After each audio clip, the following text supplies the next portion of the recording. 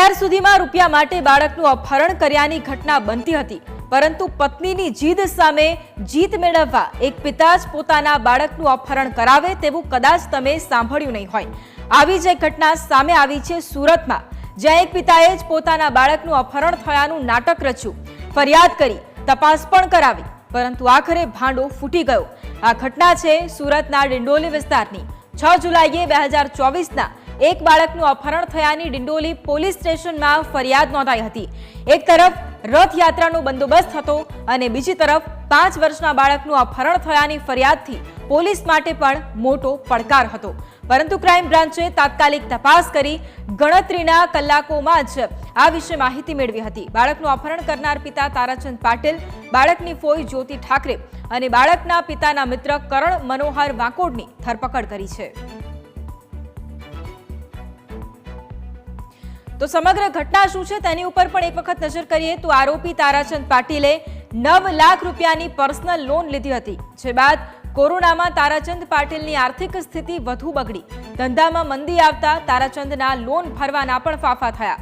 પત્ની બીમાર હોવાથી સારવાર પાછળ પણ મોટો ખર્ચ થતો હતો, જેથી તારાચંદ પાટીલે તેના પિતાના ઘરે રહેવા જવાનું નક્કી કર્યું। પિતાના ઘરની નજીક જ સસરાનું ઘર આવેલ હોવાથી તારાચંદની પત્ની રહેવા જવા માટે રાજી ન થઈ, જેથી પત્નીને જીદ છોડાવવા તારાચંદે બાળકના અપહરણનું નાટક કર્યું। બહેન અને મિત્ર મારફતે તારાચંદે પોતાના બાળકનું અપહરણ કરાવ્યું, બાળકને મહારાષ્ટ્રના જામુર ખાતે મોકલી આપ્યું। બાળકની સંભાળ ન રાખી હોવાનું સાબિત કરી પત્નીને પિતાના ઘરે રહેવા માટે મનાવવાનો તારાચંદનો પ્લાન હતો, પરંતુ પોલીસે ઉલટ તપાસ કરતા સમગ્ર નાટકનો પર્દાફાશ થયો। ત્યારે કેવી રીતે આ નાટકનો પર્દાફાશ થયો તેની પણ વાત કરીએ તો તારાચંદે બાળકના અપહરણ અંગે પોલીસને જાણ કરી હતી। પોતાનું બાળક હોવાનું કહી સીસીટીવી ફૂટેજ પણ પોલીસને આપ્યા। પોલીસ તપાસ કરી સીસીટીવીમાં દેખાતા બાળક સુધી પહોંચી તપાસ કરતા આ બાળક તારાચંદનું ન હોવાનું સામે આવ્યું, જેથી ઉલટ તપાસ કરતા પોતે જ અપહરણ કરાવ્યાની તારાચંદે કબૂલાત કરી। બહેન અને મિત્ર મારફતે અપહરણ કરાવી બાળકને જામુર મોકલ્યાની કબૂલાત કરી છે।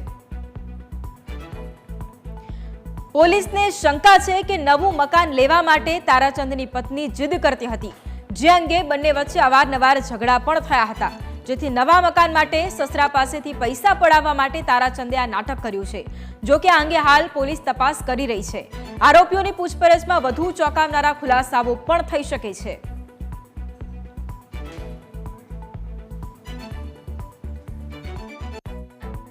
ગઈ તારીખ 6 જુલાઈ 2024ના રોજ જીજ્ઞાનગર ડિંડોલી પાસેથી તારાચંદ ઉત્તમ પાટીલના એક 6 વર્ષના બાળકનું કિડનેપ થયો હતો। 6 તારીખે આ બાળક ગુમ થતા એના પિતાજીએ 7 તારીખે પોલીસને ઇન્ફોર્મ કર્યા હતા। આ તપાસ દરમિયાન આના સીસીટીવી ફૂટેજના એનાલિસિસ કરતાં ખબર પડી કે તારાચંદ ઉત્તમ પાટીલે જ પોતાના છોકરાને કિડનેપ કર્યો હતો અને પોતાની બેન જ્યોતિ અને એક મિત્ર કરણ મારફતે આ છોકરાને બુલધાણા મહારાષ્ટ્ર મોકલી